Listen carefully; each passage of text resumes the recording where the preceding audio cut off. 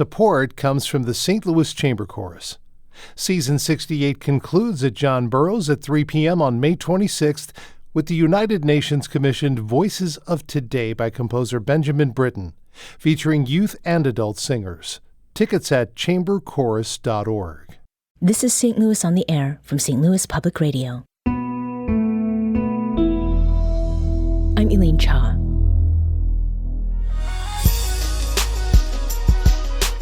In a region that's largely considered through a black-white binary lens, Asian Americans are often overlooked in discussions of culture and race. And in many parts of the country, when people of Asian descent are looked at or looked upon, it's related to stereotypes like the model minority, and especially since 2020, a documented rise in the incidence of anti-Asian discrimination and violence. In addition to that, though, there's a breadth of experiences that Asians in the U.S. go through that involve other issues, like complicated tensions around social norms, family expectations, and personal identity. To work through those complexities and to provide space for expressions around the realities Asian Americans face in the St. Louis region, the St. Louis Japanese American Citizens League and St. Louis Pan-Asian Collective have collaborated to curate an arts showcase called Invisible, a reclaiming of the Asian gaze. Robin Hattori is a contributor to that showcase and a board member of the St. Louis chapter of the Japanese American Citizens League. She joins us now to discuss what motivated this exhibition and how it's particularly relevant to this part of the Midwest. Robin, welcome to St. Louis on the Air. Thank you so much, Elaine. So it is AANHPI, Heritage Month. That stands for Asian American, Native Hawaiian, and Pacific Islander. Now, besides bringing awareness to this month of May, its commemoration, why did you create Invisible as a project to begin with?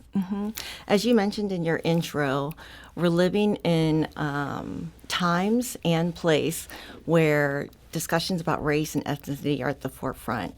However, in St. Louis, and rightfully so because of our history, there's a lot of tension around sort of the black-white binary. And I think for people who don't fall easily into either side, there's this feeling of limbo. It's sort of like, how can we be good allies? How can we have our own voice? How can we say, hey, we're also here? So the impetus behind this was to say, we want to elevate Asian voices. We want people to understand that we're not a monolithic group, that there's a lot of diverse experiences within us, and that, we want to take this opportunity to share our own experiences.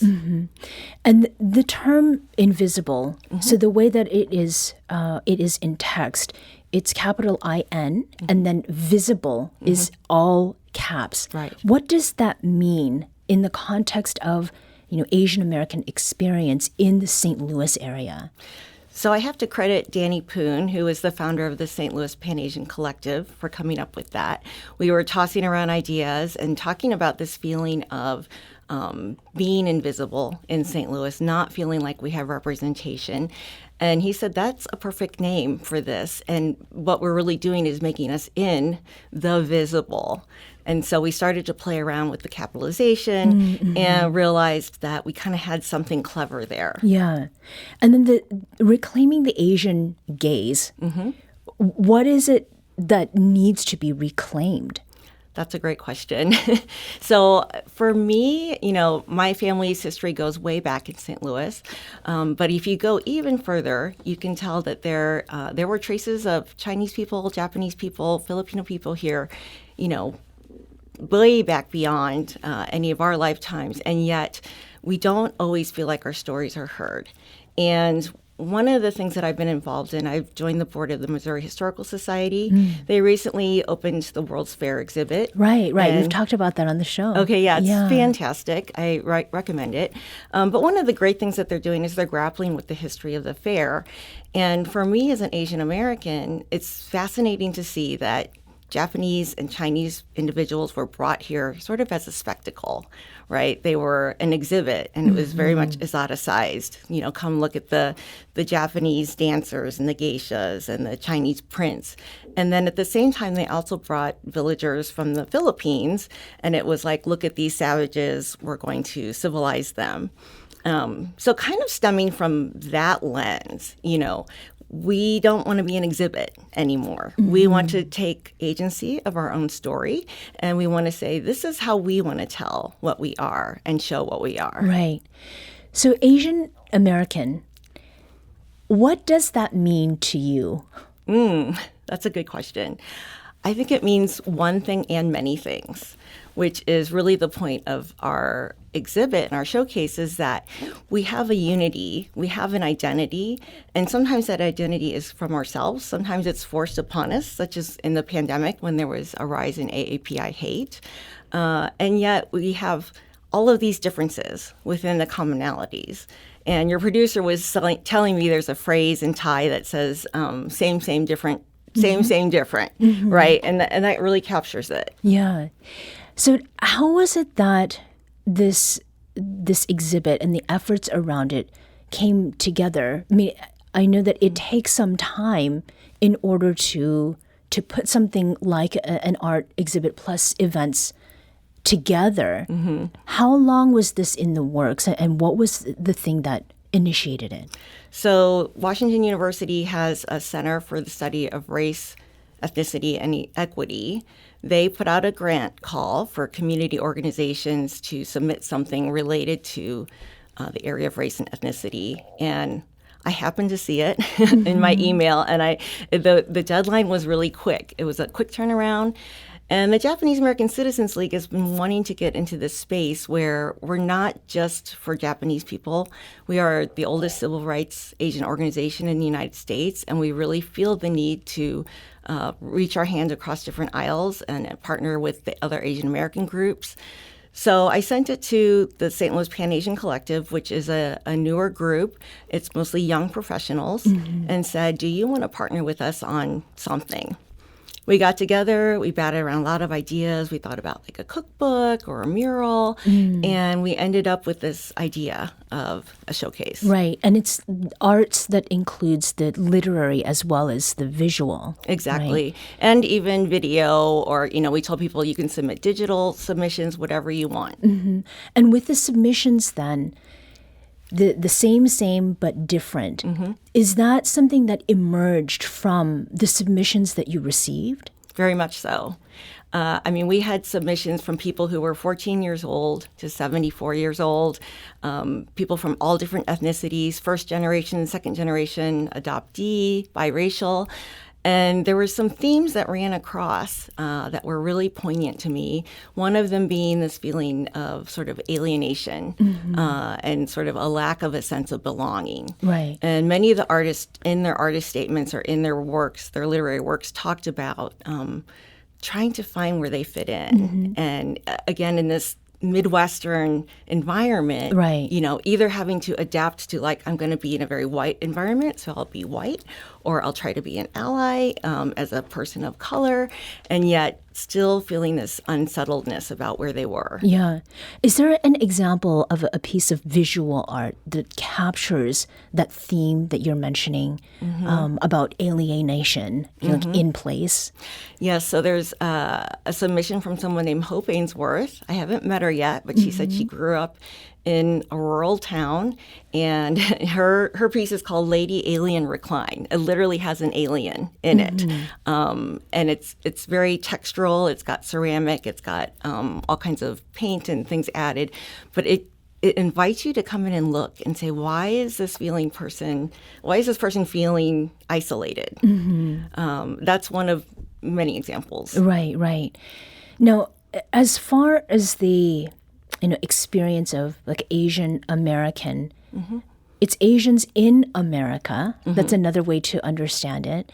For my part, I have been in the United States for quite some time, but I was born and raised in Canada. And I did notice that there is that kind of representation among those who've contributed as well. Can you talk maybe about one of the examples, either that is from the literary contributions or the visual artistic ones that capture sort of the diaspora aspect of what is in this show?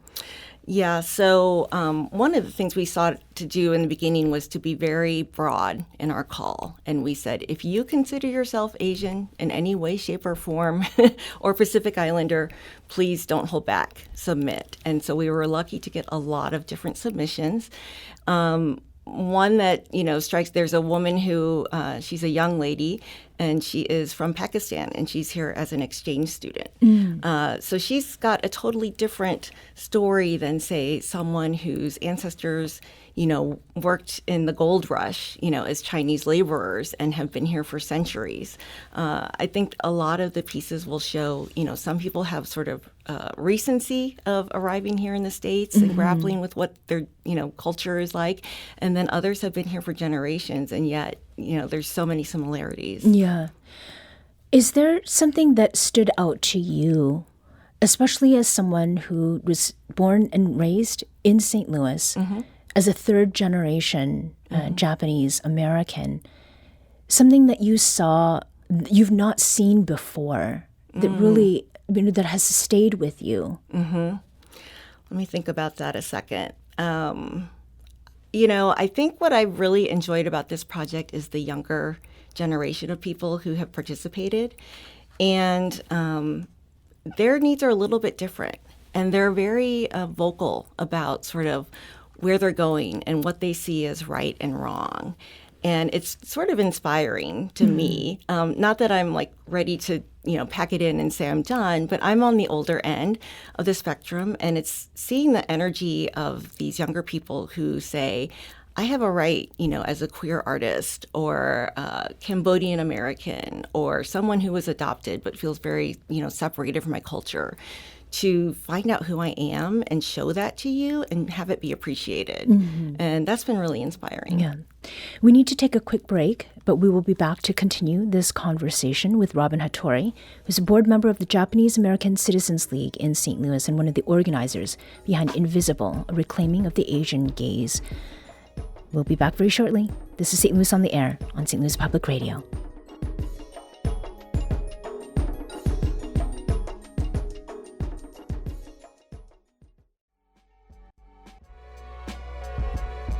Let's return to our conversation about the varied experiences of Asians in the St. Louis region, explored through literary and visual art.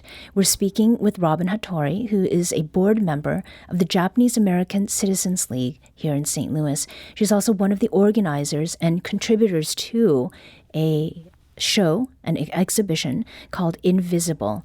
This opens on Friday, May 17th at Wild Fruit Projects in South City, St. Louis. So the question of the gaze, who is looking, who is presenting, who is this show for? I think there are multiple answers to that. I think in some ways it's for us as an Asian community. I believe the Asian community struggles with trying to figure out how we identify with one another.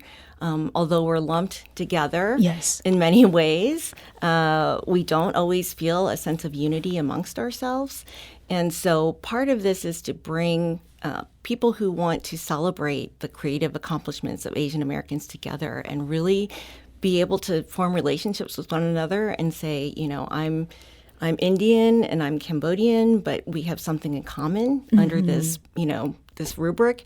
And then I think it's also for the greater St. Louis region to also understand that in a very conspicuously black and white racial conversation, that there are other people here who have experiences to share, and that, we also have valuable things that we can maybe contribute to that conversation. How have you experienced that in your own life, living here in St. Louis, Robin? So I grew up in Dogtown, and so for years I thought I was Irish and Catholic. And I was one of only maybe two Asians in the neighborhood. I grew up and I went to public schools, and my brothers and I were the only Asians there. And so it was interesting. It didn't feel odd to me initially because that's what I was used to. Right. But I think as I got out into the world and went to other cities, I realized like that was pretty strange that there weren't others that looked like me, and that I got a lot of questions of, do you know karate, or, do you eat rats? Just the strangest things that people have. They have ideas of what being Asian is. So, for me too, it's been a journey. And what I love about St. Louis now is how much it's evolved in my lifetime. There's so much interest in Asian culture now. There's lots of Asian restaurants, and there's the Chinese festival, the Japanese festival. So all of that has been great to see, and does make me feel like this is a small pond where we can make a big difference. Yeah. So in what ways does the exhibit, and in particular what people will see over the weekend, sort of explore and explode stereotypes? Yeah, so one piece of the exhibit is a literary booklet, and we have 30 contributors. And when people read those, I think they will really understand that people are feeling emotions of commonality with everybody else and yet feeling separate. And I think they will really feel empathy with people, which is kind of the whole point, right? Is to say, we are also in here with you. Please don't sideline us. Please don't just lump us in and say you're part of the establishment, but listen to our individual stories. So I'm excited for people to read the booklet. I think it's something they'll have to take some time with. And then I think for the exhibit, I think people will just see how talented people are and how much they have to say. Yeah. So the opening event is on Friday, correct? And one of the things that I have observed in the time that I have lived in St. Louis, it's been almost 10 years. I moved here from Southern California, from the Los Angeles area. It's very different. Culture shock, yes. But when I was growing up, what you were describing about being only one of two Asians, and the other one being your brother, right, part of your family, is something that I very much experienced growing up in Southern Ontario, in the late 70s and through the 80s. I have definitely noticed that there are more Asians, like Asian as an umbrella term, encompasses many different people. Right. East Asians are definitely standing out. There have been reports even on our station about the number of Indians now here in St. Louis. I also noticed that there is a food contribution that's coming from a Blasian family. Oh, yes. So when it comes to mixed race identities that include Asian of some extraction, how has that kind of come out in both the literary and the visual work? Yeah, so there's pieces by people who, there's an artist named Kat de Miranda.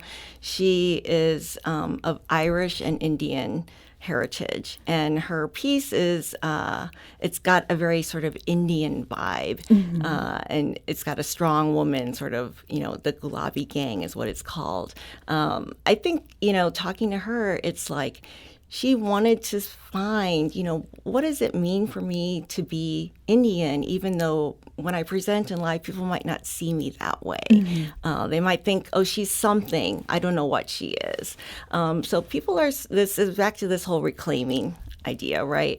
That they're starting to embrace these things. And then I think on the other hand, I have contributors who have said, I don't want to be that person who has only Asian things in my work. I want to be who I am as an individual and not be the person that always draws, the geisha or So it's really interesting. I think it'll bring some interesting conversation. We're doing a panel discussion on Sunday with some of the artists. Okay, and who will be part of that? So the woman I mentioned, Kat de Miranda, and then Carissa Vasilik is another younger artist who, in her work, she said she grappled with the fact that she studied Spanish.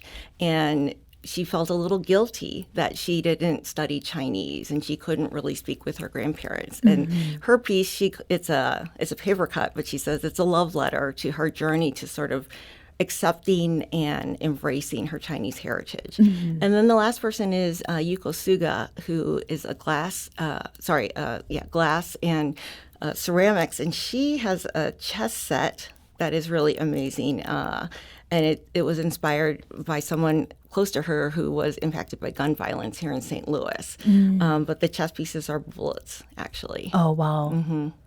So as you were preparing for the opening, I mean, the show is this weekend, and it's only this weekend. I know. So are there any plans to take it somewhere else? I would love to say yes. Unfortunately, that's not the case. But what we've realized is this is sort of a movement. There's sort of an Asian moment happening in St. Louis right now. May, as you said, is an HPI month, and there's so many things going on. It's almost like, why do we have to cram it all into 1 month, right? Exactly. So, I feel buoyed by this momentum, and I think what we'll try to do is find a way to continue this work. It might not look exactly the same, but now the invisible sort of catchphrase is out there, and I'm involved in an oral history project with Webster University that will take place this summer. We've already said that we'll do an exhibit at Webster next year for May. And so my hope is that we can show some of these artists and other new ones that didn't get showed because we had 90 submissions and only room for 30 works, but that we can continue that work next year. Right. In the last minute, Robin, you did a written contribution, and you talk about your grandfather. Right. And you talked about generations earlier. What do you think your grandfather would think of the show that's going up this weekend? Wow. My grandfather was super supportive of me when I was in kindergarten and I did art. And every day I would show him something I drew and he'd say, "Oh, that's so pretty," in Japanese. And, he was bedridden at that point. I think he would be really excited to see that his dream of coming to America and, making a life for his family and having them sort of, flourish. I think he would love seeing that this is one of the results of what he did when he was just a teenager coming over here. Right. Robin Hattori is a contributor and organizer of Invisible, Reclaiming the Asian Gaze, and board member of the St. Louis chapter of the Japanese American Citizens League. Thank you so much for joining us today. Thank you so much, Ali. You can check out Invisible, Reclaiming of the Asian Gaze, from Friday, May 17th to Sunday, May 19th. More information will be available on our website, stlpr.org.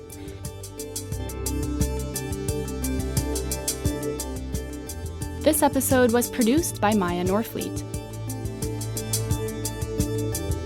Our executive producer is Alex Hoyer.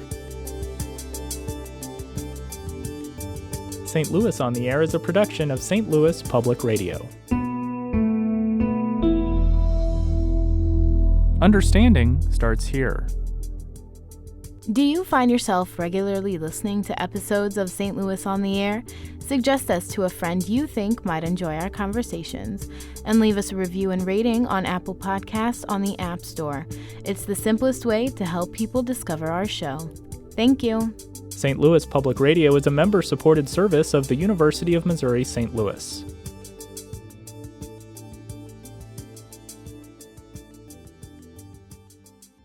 Support comes from Missouri Forest Products Association, committed to sustainable and sound conservation of the state's forests, which support more than 41,000 Missouri jobs, resulting in a $10 billion industry. ChooseWood.com.